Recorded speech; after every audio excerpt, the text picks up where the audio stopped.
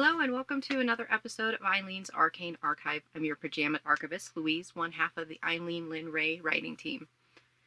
Today, before I introduce the next author, just let me say that I'm going to absolutely murderize their name, unfortunately. As a reader, a lot of times you make up pronunciations for names and words because you just don't hear them pronounced out loud.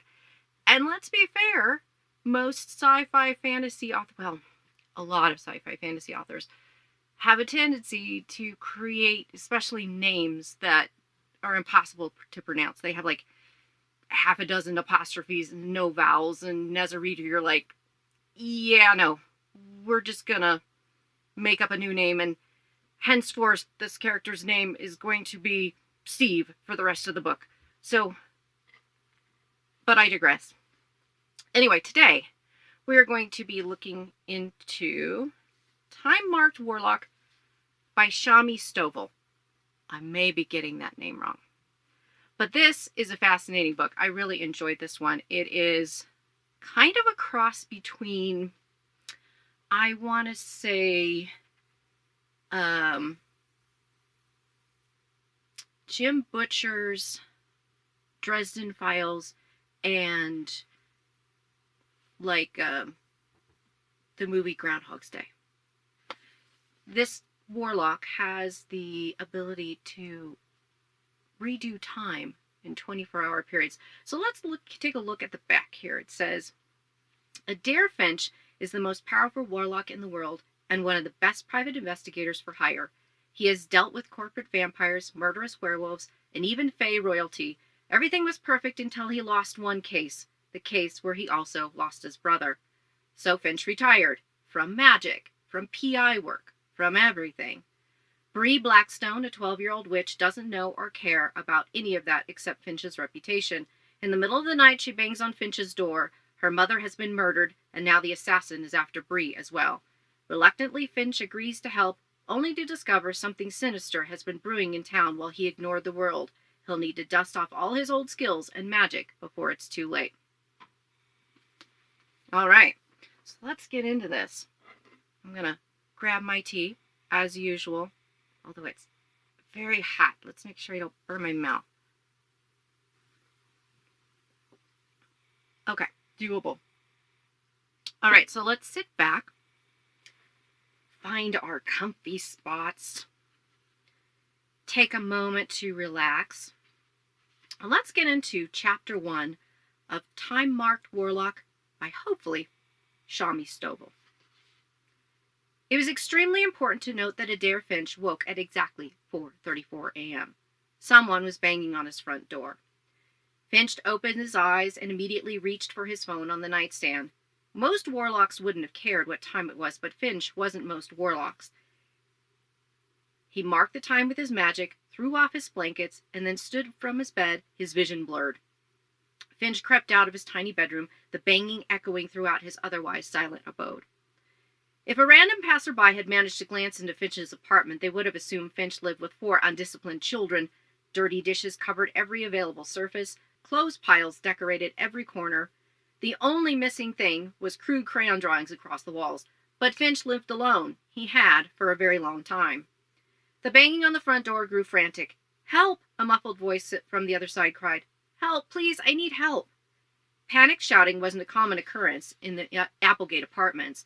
Most everyone kept to themselves, which was the way Finch liked it. No one had ever come calling for Finch's help for many years, though. Who was at his door now? Once close, Finch peered out the spy hole and stared out into the hallway, his vision distorted into a fisheye perspective. A young girl paced back and forth just beyond the boundary of his apartment. She stopped in front of his door, her shoulders shaking, her dark hair a mess. She grabbed at the long locks, her unsteady hands twisting into a tight grip. How old was she? She wore a black hoodie and a pair of faded jeans. Her sneakers, worn and scuffed, weren't marked by any designer or brand. The girl seemed plain, perhaps too plain. Finch assumed, given her short stature and small size, she was 12 or 13, which also made him suspicious. Why was a child banging on his apartment door? Her muffled sobs betrayed her earnest distress. Even if this was some sort of elaborate ruse, Finch couldn't bring himself to ignore it. He opened the door but kept the chain lock in place, allowing only a small crack's worth of space to peer into the corridor. "Who are you?" Finch asked, his voice rusty. When had he last spoken to anyone? Had it really been weeks? DoorDash and Amazon had significantly cut down on his need to interact with magicless mortals. The girl whirled on her heel, her eyes red and puffy. She rubbed at her face and practically slammed herself into the door, obviously thinking it would fly open. The chain rattled as it held in place, keeping her at bay. "I need help," she cried. "Are you Adair Finch? Or Carter Finch? I need to find them, please. Please, I need the help of a warlock." "Shh," Finch hissed the moment she uttered warlock. "Keep your voice down. I'm Adair Finch. Where are your parents? That's why I'm here. Please, there's not much time." The girl pushed on the door, rattling the chain a second time. Tears streamed down her reddened face. "Mom, and Papa?" All her control left her. She sobbed louder than before. Finch closed the door, removed the chain, and then opened the door wide. He grabbed the girl by the shoulder, pulled her into his apartment, and slammed the door shut afterward, hoping she hadn't disturbed the quiet residents of the Applegate apartments too much. The girl ran her hands over her face and cried, her shoulders bunched at the base of her neck. Finch flipped on the nearby light. The bulb in the kitchen flickered to life, revealing the many food safety violations that made up his cooking space. He moved over to the counter and then unceremoniously swept his arm across the small portion, shoving the garbage and discarded fast food containers to the side. The girl's muffled sobs grew weaker, but she still couldn't speak. Finch opened several cupboards until he found a single coffee mug. He grabbed it, filled the thing with water, and then placed it on the counter. Then he opened a wooden bread box near the stovetop. There was no bread, only packets of tea that most magicless mortals had never heard of in their life. With a sigh, Finch ruffled through them. He plucked out one, the last of that flavor, and dropped it into the coffee mug filled with cold water. Then he snapped his fingers over the container, and the water instantly heated, bubbles sprouting to life a moment later. Steam lifted from the mug, filling the small kitchen with a pleasant aroma. Normally, Finch would never use the sorcery in front of random strangers, but the girl obviously knew about warlocks, or else she wouldn't have been shouting for one. No need to hide his abilities now. Finch handed her the coffee mug once the water inside had cooled just a tiny amount. "Drink this," he demanded. The girl flinched at his gruff and rather hostile tone. It didn't help with her crying. After a moment of tapping on the side of the warm mug, Finch took a deep breath and tried to remember how to interact with other human beings. In a forced but calm voice, he offered her the mug a second time. "This will help soothe your nerves." The girl sniffled. She rubbed at her nose, and with a shaky hand she took the mug. Finch turned his attention to the living room. If a family of raccoons had broken in and started nesting, no one would have been able to tell the difference. Finch stomped his way over to the second recliner. His recliner was clean and positioned next to the TV, away from the window. The second recliner wasn't in the best of shape, and most of last week's clothes piled on top. He shoved all the laundry onto the floor. Something clunked when it hit, something metal bundled inside the dirty clothes, but Finch ignored that. "Here," he said, his gruff tone back in full force. "You can sit here." The girl made her way to the recliner. She barely glanced around as she took a seat on the very edge of the crusty cushion. After another sniffle and a rub at her eyes, the girl sipped her tea. It only took the magic leaves a few seconds before their calming effects kicked in. The girl exhaled, her body relaxing, her tears drying up. She took another sip and then another, each drink longer than the last. Finch turned his recliner to face the girls and then took his seat. He glanced at the clock on the wall. 4:41 a.m. 7 minutes had passed since Finch had marked the time. The girl placed the mug on her lap. Her face still puffy, had been wiped clean. Her striking blue eyes would have been beautiful if not for the bloodshot red around her irises. She panned her gaze over her surroundings. After a deep inhale, she glanced down at her mug. "What is in this?" "Midnight raspberry leaves," Finch stated.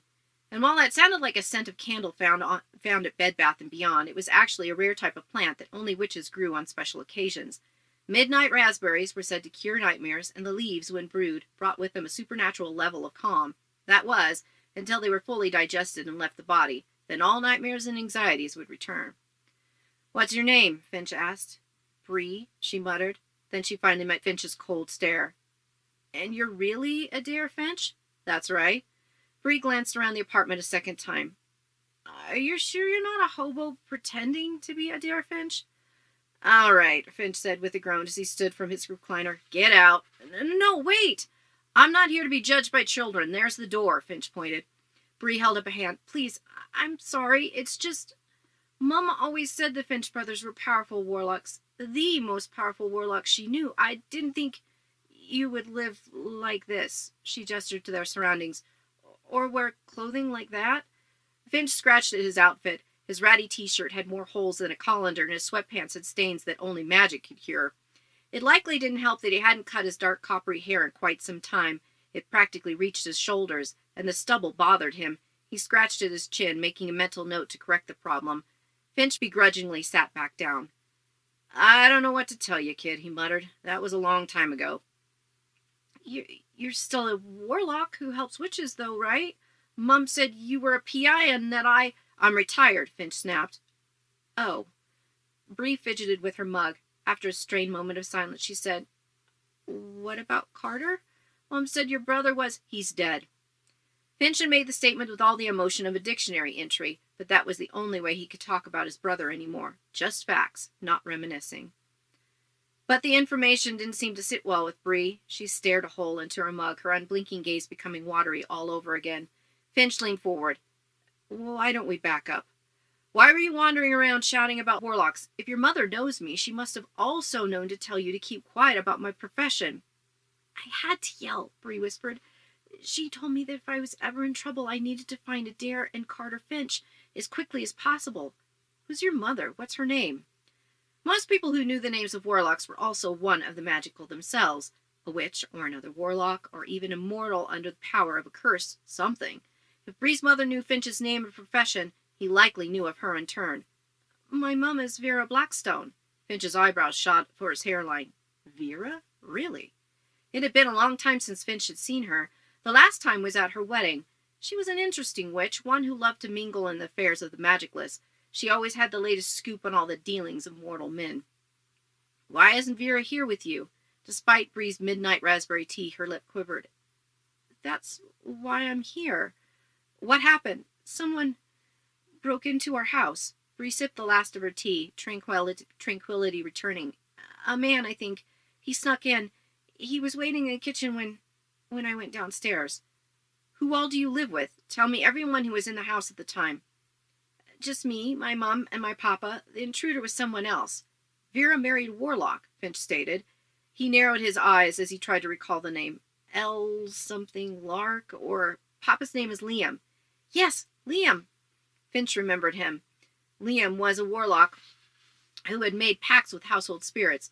A smaller man who loved crafting, who was always working on something new. That was how he'd met Vera. She had gone to him looking for magical devices to use in her garden. Finch rubbed at his chin. If someone broke into the house, Vera probably knew it. She didn't, Bree muttered, her gaze unfocused. Trust me, kid, she's a witch who takes special care of her house. Mom didn't know. The man came out of nowhere. Finch scoffed. Look, the intruder was there, Bree shouted. She stood from the recliner, her mug spilling to the floor. More tears welled in the corners of her eyes. I saw him. I saw him. Bree grabbed the bottom of her hoodie with both hands. I need your help because the intruder killed Mum. And then he took Papa, and I'm afraid he might come back for me, too. Finch glanced at the clock on the wall. 4:47 a.m. Chapter 1 of Time Marked Warlock. If you liked what you heard, I encourage you to use the links that is at the bottom of this video or at the end of the video and get a copy of this for yourself. So, if you like time fantasy, this may be the book for you. I appreciate you spending some time with me today to learn about another independent author, if I did actually say her name correctly or not. I do hope that you check out this book. In the meantime, I hope you remember that your life is a story, so go out and live it.